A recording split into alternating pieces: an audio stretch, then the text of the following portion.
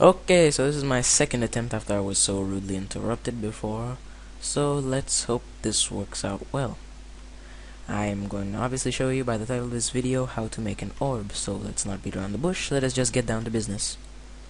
First, use the ellipse tool right here, and then just make a circle. Make it good sized. Let's make it kinda a grayish. Okay. Just bring it up. Now let's blending option, bevel and emboss, and then come to the depth, bring it all the way to 1000, and bring the size up depending on what size you want to be your frame to be.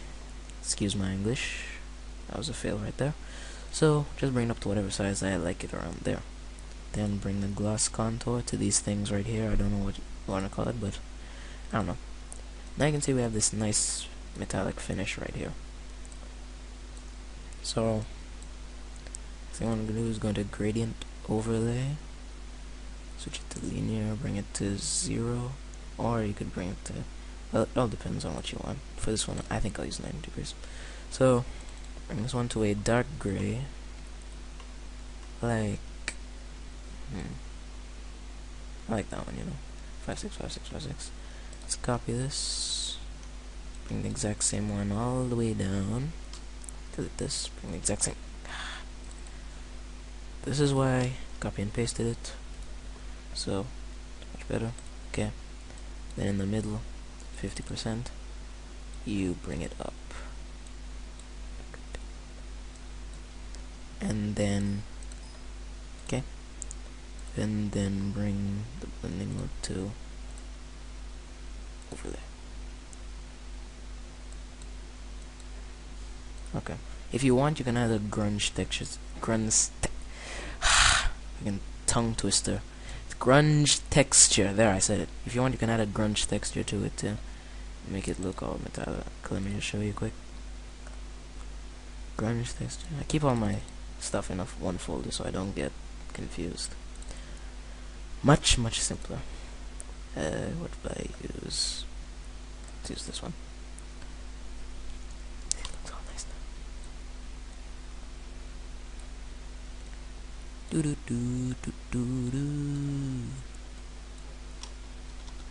Okay, just control click this so it will select pixels, then rasterize, then hit control shift I, which is inverse, and with this one select, press delete, select deselect, and then just lower the opacity of it kind of, or you could just come in here, bring it to overlay, gives that nice reflective look, and just bring it down so it looks all nice and scratched and metallic and grungy.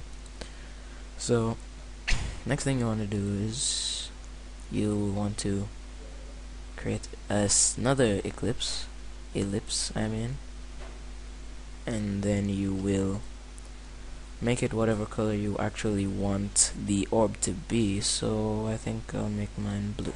Let's make it blue. Yeah, blue is nice. So just make another ellipse. I apologize if I said eclipse before, I don't know why, I don't watch Twilight. And then you'll bring it above this, and now you'll bring it in the center of your frame. Well, what I suppose is a frame. Then you'll go to blending options, go to inner shadow, inner shadow, and then bring the size way up, and the opacity too. You can play around with the choke too, depends on what you want to do, and the distance as well. Okay, that's nice too. I'll also go to the gradient, and then that also gives it a nice effect. Or you could just come here, you could just do this, the black, which is the outer one, bring it to a blue, so I'll bring it to a dark blue like this. Okay, then the other end of the spectrum, wait, I didn't, okay, let me just, no, you, hold on a second, I seem to have fumbled. Don't know why it does that. Okay. 00. Why am I reading this? I can just copy and paste it. Yeah, just copy and paste it. Don't be a fool like me. Copy, paste, and then bring it way up. Make it to a lighter blue. Okay. Okay, then switch it to radial. And then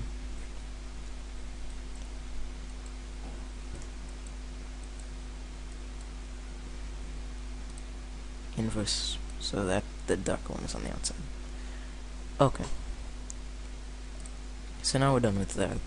Now it kind of looks good, but it doesn't look quite 3D yet, does it? So now we have to play with that. So let's go take your ellipse tool, yes. Ellipse tool, and make a white ellipse.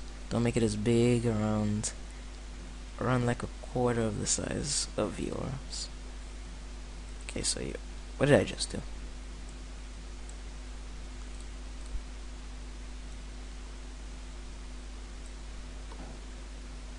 What did I get the feeling I just did something very stupid.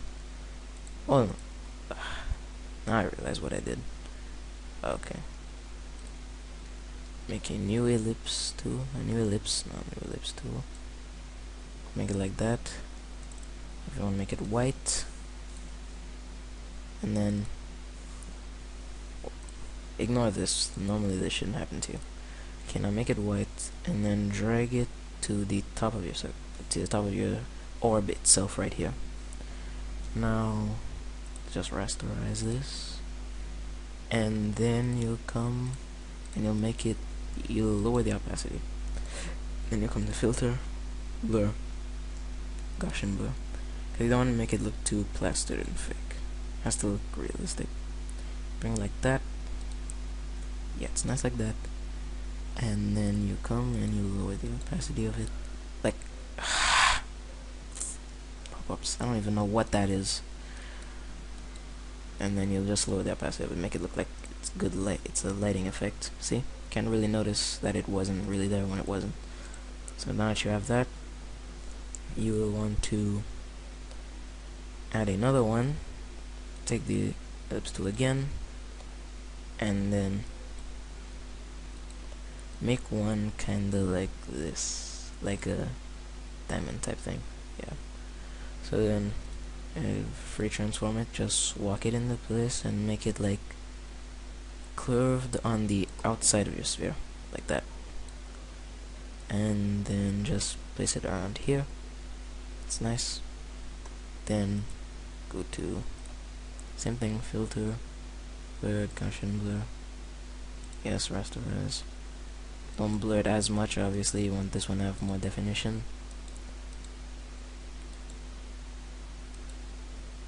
Yeah, that's good. And then lower the opacity a bit. And that looks nice. I also think this one I put too much bevel on it, depending on the size of the thing. So let me just fix that real quick.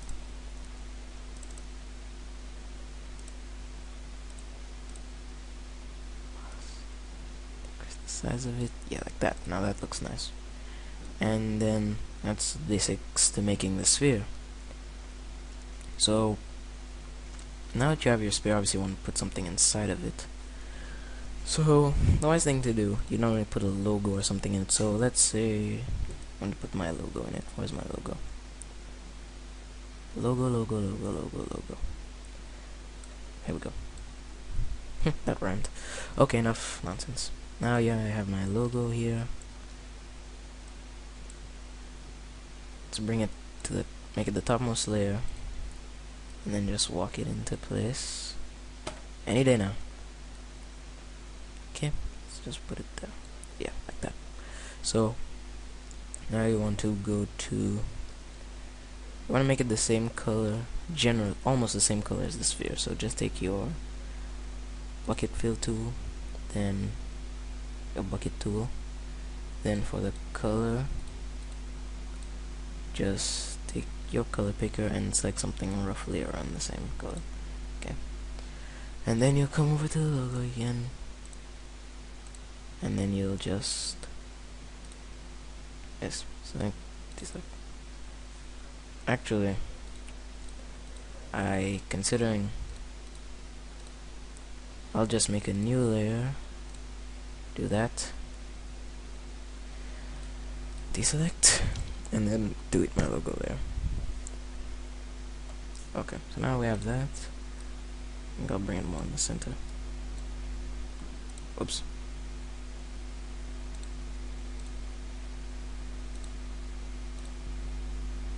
No. Okay, I lost my bearings there for a second. Okay. So you'll kind of walk it in the place where you want it, on in the center. It's where most people want their logos. Then you blending options, go to inner, no, not inner, go inner shadow, and now it gives you that kind of engraved effect. You can play around with the angle to make it look more realistically engraved. That's all personal preference. Lower the opacity a little bit, and then you go outer glow, bring it to a white or whatever you want. You can make it relatively the same color as the sphere, but I find white works well. I'm not racist, I just said that. I don't even know why I made that joke, but don't ask me. Then you'll go to your inner glow, and then you'll add the same effect. Make it white, make the size a little bit less, and lower the opacity, like that. And then there you have it. So that's basically how you make a sphere, or an orb, whatever you want to call it, in Photoshop. Looks really nice, 3D. You can add your own effects to it. And remember to comment, rate, subscribe, and all that nice stuff. And then I'll see you in the next video.